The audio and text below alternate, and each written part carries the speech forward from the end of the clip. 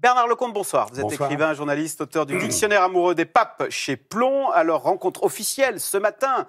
Première rencontre entre le pape François et Emmanuel Macron. Alors, qui a duré, communiqué de l'Élysée, 57 minutes. Alors, c'est plus que Obama, qui c'était 52 minutes, plus que François Hollande, 45, plus que Sarkozy, plus que Trump, 29 minutes. Mais c'est important, ça, ou c'est juste pour s'amuser ?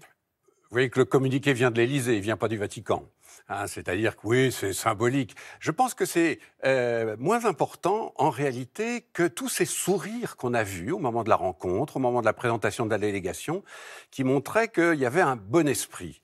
C'est important, un bon esprit, quand le chef de la République française, qui est quand même la 5e puissance du monde, et le chef des catholiques, qui sont quand même 1,3 milliard sur la planète, se rencontrent pour parler de sujets aussi importants que la paix, les migrants, l'Europe. Eh bien oui, mais justement, on sait qu'il nous reproche beaucoup de choses, le pape, sur l'accueil des migrants. Son premier voyage, c'était sur l'île de Lampedusa. Qu'a-t-il dit à Emmanuel Macron ? Il dit même il disait jusqu'à récemment qu'il fallait accueillir tout le monde sans aucune condition.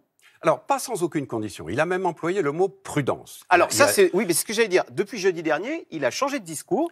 En revenant de Suisse, il a dit qu'un pays doit accueillir des réfugiés en fonction de ce qu'il peut. Ça veut dire qu'il a complètement tourné kazakh sur l'accueil des migrants ? Tourné kazakh, non. Mais si vous voulez, il faut bien comprendre que ce pape-là, il vient d'Amérique latine. Il vient de l'hémisphère sud, du tiers-monde. Et quand la première fois qu'il a parlé aux Européens, au Parlement européen, il les a quand même traités de vieilles grand-mères stériles. Pour lui, l'homme du Sud, l'Europe, c'est d'abord un continent très riche et très égoïste. Et donc, sur les migrants, il est sur cette ligne-là. Sauf que, lui, à Rome, il est aux premières loges aujourd'hui pour mesurer l'implication de ce problème sur les démocraties européennes et sur les pays catholiques d'Europe. Là, il voit bien qu'à ses portes, à Rome, en Italie, tout a changé d'un seul coup. Et regardez le reste de la carte de l'Europe, la Pologne, l'Autriche, mais ce sont des pays très catholiques, peut-être plus catholiques que nous, ou que l'Espagne, ou que d'autres encore. Et donc, le pape, il est bien obligé de faire preuve d'un certain réalisme. Lui, bien sûr, si vous voulez, il est chef de l'Église catholique. Donc, lui, c'est l'Évangile. L'Évangile, c'est quoi ? C'est l'accueil de l'étranger. Voilà. Au cœur de l'Évangile, il y a l'accueil de l'étranger. Ça... Mais ce que vous voulez dire, c'est que l'accueil des migrants, ça passe mal auprès des catholiques de Pologne, auprès des catholiques italiens, qui peut-être ont voté Matteo Salvini et qui peut-être réclament qu'on ferme les ports aux bateaux de migrants. Évidemment, oui. En tout cas, c'est la question que se pose le pape. Et donc, lui, en bon jésuite, il adapte son discours ? On va être en bon jésuite, si vous voulez. Mais il est obligé de tenir compte de ça. Vous savez, au cœur de la doctrine sociale de l'Église, comme on dit, il y a une notion qu'il ne faut jamais perdre de vue. C'est le bien commun.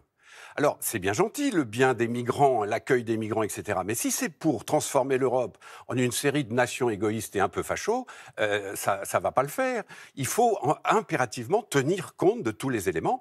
Et le pape est un homme responsable. C'est un pape assez politique, au fond. Et ce pape sait bien que, oui, l'accueil des migrants, c'est fondamental, mais pas au prix de déstabiliser toute l'Europe.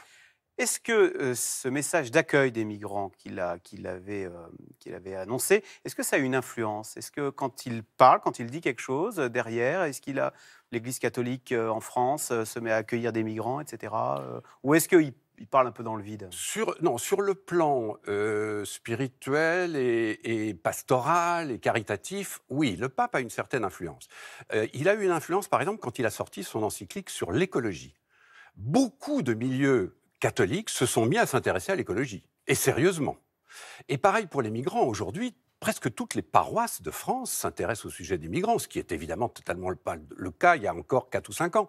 Donc oui, le pape a de l'influence sur les catholiques, et en même temps, qu'est-ce que vous voulez, les catholiques, ils sont comme les autres, il y en a de gauche, de droite, il y a des extrémistes, il y a des identitaires. Ils sont divisés quand même, hein, les catholiques. Ils sont multiples, divisés, oui, sur certains débats, mais surtout multiples. Alors, donc, ils ont parlé des migrants. Est-ce qu'ils ont parlé aussi de bioéthique ? Parce que là aussi, on sait qu'Emmanuel Macron veut autoriser la PMA, veut avancer peut-être sur l'euthanasie. Ce sont des sujets où l'Église a des points de vue assez là-dessus, fermes. Ils ne peuvent pas se mettre d'accord. Ouais. Et je ne suis pas sûr d'ailleurs que le pape ait poussé la conversation beaucoup sur ce terrain-là. On le saura quand on aura des échos sur leur conversation privée. Le pape n'a pas tellement intérêt. Mais ce qui est vrai, c'est que l'Église, de même que l'Église est radicalement contre l'avortement, l'Église est radicalement contre la PMA, contre la PMA, c'est-à-dire l'euthanasie. L'Église elle défend... doit considérer qu'avoir un enfant, ça doit être 100% naturel, qu'il ne peut pas y avoir une intervention. Non, ça n'est pas tout à fait comme ça que le problème se pose. L'Église défend la famille et la vie. La vie de la conception jusqu'à son issue naturelle. C'est ça la formule. La PMA, ça transgresse un peu l'ordre naturel. C'est-à-dire, vous savez, c'est un petit peu comme les médecins. Les médecins disent, nous, on soigne les gens, on n'est pas là pour le confort.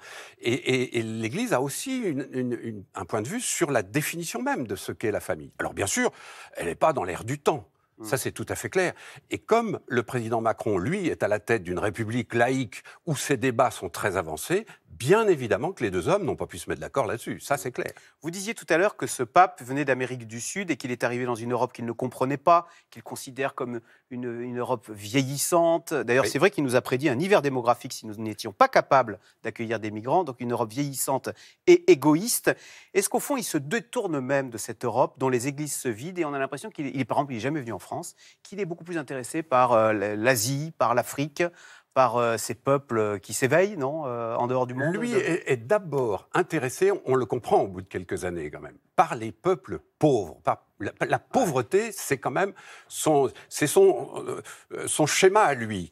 C'est ce dont il s'occupait des pauvres en Argentine. Mais justement. Et quand il arrive en Europe, rappelez-vous, le premier pays qu'il a visité en Europe, c'était l'Albanie. Le pays le plus pauvre du continent, clairement. Et la première fois qu'il a fait un voyage en Méditerranée, c'était Lampedusa. Donc, tout de suite, projecteur mis sur les migrants. Il est comme ça. Vous savez, c'est un jésuite, mais on le compare souvent à un franciscain, parce qu'il a ce côté Saint-François d'Assise, en effet. Mais ça n'est pas seulement une image, ça n'est pas de la com, comme on dit aujourd'hui.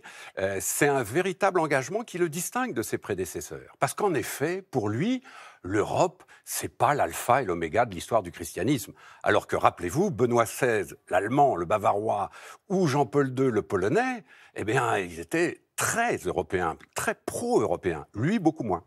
Un mot sur Emmanuel Macron. Il a un rapport compliqué avec la religion. Il est né sans... Il n'a pas eu une éducation religieuse? Non, il a demandé le baptême à l'âge de 12 ans. Ça, c'est quand même quelque chose qui n'arrive pas tous les jours. Et c'est assez significatif de la curiosité de ce gamin, qui était dans un collège jésuite, mais qui n'avait pas d'instruction religieuse. Et puis, il s'est passionné, il a découvert le christianisme, il a découvert les philosophes chrétiens, la théologie. Il s'est passionné pour tout ça. Le résultat, c'est quoi? C'est que quand il parle avec le pape, il n'a pas besoin de choisir ses mots. Ces deux-là, même très différents, c'est clair. Il y en a un qui est chef d'État, l'autre qui est chef d'une église, c'est pas la même chose. Mais ils parlent quand même souvent le même langage, et c'est pour ça probablement qu'on a vu autant de sourires ce matin au Vatican. Merci beaucoup Bernard Lecomte d'être venu commenter cette première rencontre officielle ce matin au Vatican entre le pape François et Emmanuel Macron. Et je rappelle votre livre, Dictionnaire amoureux des papes, c'est chez Plomb. Merci. Merci à vous. Vous restez avec nous tout de suite. Caroline Roux, c'est dans l'air. Emmanuel Macron qui par ailleurs est en difficulté dans les sondages. La justice enquête sur un possible financement irrégulier lors de la campagne présidentielle. C'est dans l'air est intitulé ce soir. Macron, pourquoi ça se complique ?